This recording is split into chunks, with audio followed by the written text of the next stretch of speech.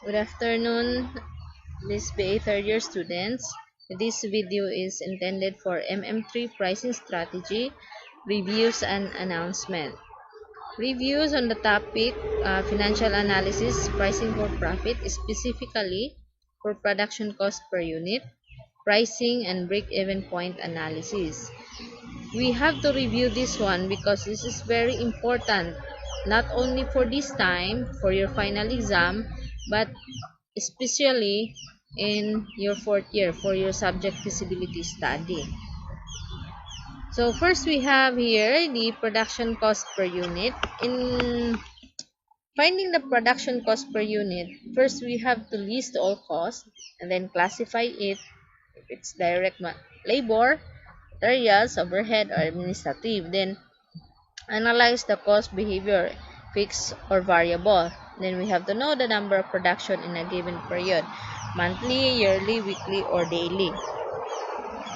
Now, to calculate the production cost per unit, we have here an example taken from your module. So, this total raw materials cost and the total direct labor costs are considered variable costs since this will change if the production of quantity will change. If the quantity will decrease, the variable cost or this cost will change also the raw materials and direct labor. So, we also have here the fixed cost. Fixed since regardless of the quantity produced, the cost or the expense incurred or yung nagasto, fixed lang. Okay? So, the total expenses in producing the products is the 3,500. So, what product? This 500 monthly production quantity. So, ibig sabihin, yung 3,500 na production cost, ang nagawa ay 500 units. So, production cost per unit, ano ba yon? 7. So, ito yung total expenses in producing one product. So, di ba we have 500 here. One product of this cost 7 pesos. So, yun ang ibig sabihin ng production cost per unit. Yung nagasto mo, ano ba lahat ang nagasto mo sa paggawa ng isang produkto. Ito yung production cost per unit. So, paano ba to kinumpute o how it is being solved? So, sa production cost, total production cost, we just use the addition. That's why we have 3,500. So, then the total production cost per unit, that is 7 pesos. We just divided the total production cost by monthly production quantity. So, ibig sabihin, we just divided 3,500 by 500. That's why we have here the 7 pesos. Ganun lang.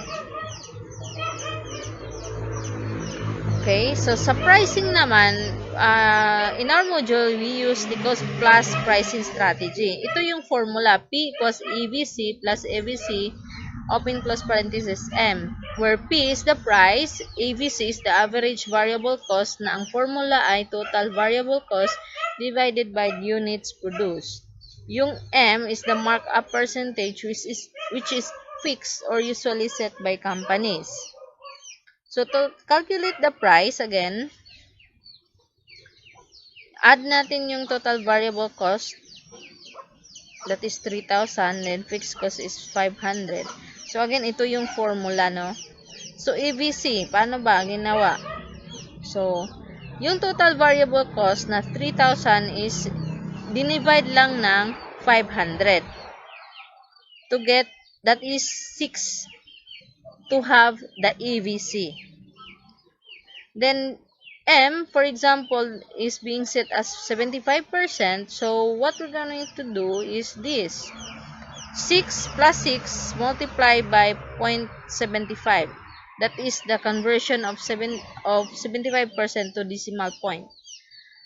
So, that would be 6 plus 4.5, yung 4.5 ay yun yung product ng 6 times 0.75. So, 6 plus 0.45 equals 10.45. So, that would be our price. Okay? In break-even point analysis, we have to identify first the total variable cost, the selling price, the fixed cost, the unit produced. And then, also, important is the formula. This is our formula. Fixed cost divided by the sales price per unit less the variable cost per unit. So, if you take from our example, our fixed cost is, we have 500. The sales price per unit is 10.50. And then, we have in variable cost, the formula again is 3,000. In our example, we have here 3,000 divided by 500. The 3,000 came from the total variable cost divided by the units produced. Kasi, yung 500, ang variable cost niya, lahat-lahat, is 3,000. So, ibig sabihin, ang 3,000 na variable cost, ang nagawa ay 500. So, ang malaman lang natin is magkano yung variable cost sa bawat isang product. So, that's why it's 3,000 divided by 500. So, go on. 3,000 divided by 500, that is 6. 1050 minus 6, that is 4.50. Then, we have 500 divided by 4.50. That would be our BEP in units, which is 111.11. Then round off to the nearest whole number, which is 112. But in mathematics, hindi dapat 112. 111 lang. Why 112? Because if we calculate the sales, yung sales ng BEP units ng 111 at yung expenses, makikita natin na hindi na-cover up ng 111 unit sales ang expenses nito. So, that's why 112 yung ginamit natin. Supposed to be, pag break-even kasi, yung expenses or costs at saka yung revenue or sales niya ay equal. Pero, dito sa ginagawa natin, sometimes yung sales natin medyo mataas compared sa sales, pero yung lamang lang niya ay hindi naman 1,000, hindi naman 1 million, but siguro mga sentabo lang or mga peso lang ang difference. So, it's sa atin, it could be zero loss, zero profit, or profit that is nearest to zero. Okay? So, that's why it's 112. If we will go on later, you will know that this is the correct BEP units.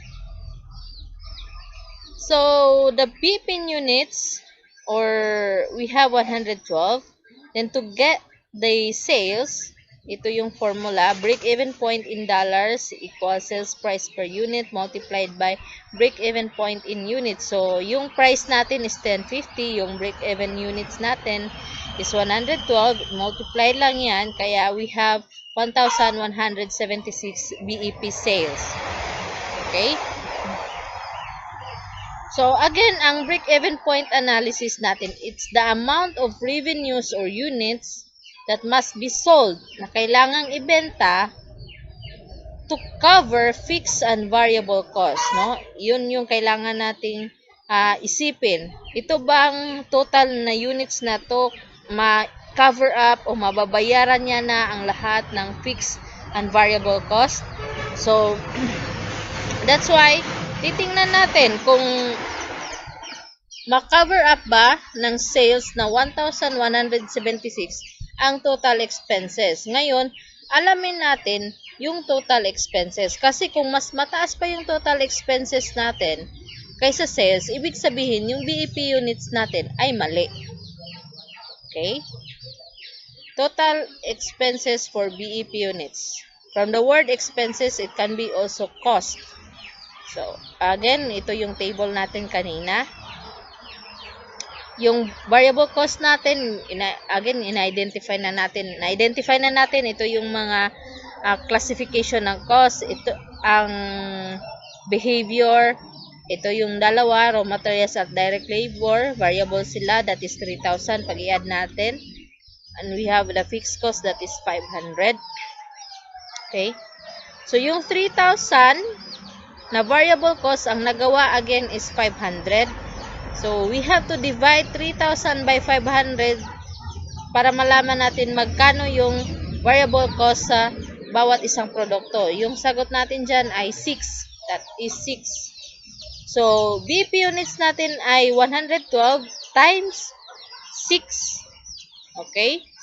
6. Para malaman natin magkano yung total variable cost sa BEP units natin. That is 672. Plus add natin yung 500 dahil fixed siya, so kaya 500 pa rin. So we have 1,172 and that is our total expenses for BEP units. Let us see. Again, yung units natin or revenue or sales, kailangan ma-cover niya ang fixed and variable cost. So if you look at the sales here, 1,176. Then, yung total expenses natin ay ilan? That is 1,172. Ibig sabihin, na na-cover up ng 112 units revenue ang expenses niya. So, we have a profit that is near to zero. That is 4 pesos. Okay? So, alam natin na tama yung BEP units natin. So, it's your job, again, to solve why we are still losing in 111 units. Okay? In determining how many days a company will reach the BEP units, we have to find number of selling days, the TQD per day, or the total quantity demanded per day. So, if given is monthly quantity produced, just like in our example, then just divide it by the number of selling days per month to get the TQD per day. Sa example natin, monthly quantity produced is 500. So, for example, we have 20 selling days in a month. Tapos, ito yung nagagawa natin na product in a month. 500 yung nagagawa natin. Then, 20 days lang yung selling days natin. So, the TQD per day natin is 25 units. Paano natin kinuha yung 25? Again, 500 divided by 20. So, yung BEP units natin ay 112. So, divided by 25 para makuha natin yung ilang araw ba natin maaabot yung break-even point in units. So, if ang break-even point natin in units is 112, so, ilang araw ba natin yan maaabot? So, if ang everyday mo is 25 units, the total quantity demanded per day is 25, so, probably, 5 days, naabot mo na ang 112. So, ganun lang yung pag-compute ng ilang araw ba makukuha or ma-reach, maabot natin ang BEP units. So, again, you have to find the number of selling days and the TQD per day. Okay, so announcements. Links from Module 9 to final exam is still available. Those who want to comply, just answer the online assessment to make it faster. Just call me if there's something na hindi nyo kayang isolve. Isolve in terms of connection or sa link. Sa connection, wala akong magagawa pala sa link. Kung hindi na ma-open yung link or ano ba yung nagiging problema, just call me, no? Next is, be careful in your computation and avoid being a lazy thinker. Yun yung nagiging problem ninyo, kaya kayo naka-retake, yung iba may nag-retake, yung iba sobrang baba ng scores kasi napaka-lazy thinker. Basic lang na addition, mali pa yung sagot, no? 3 numero lang yung i-add, may calculator na, may cellphone pa. mali pa yung answer. Pero, I, I know that you will be careful this time. So, that would be all. God bless everyone and uh, do your best. Thank you.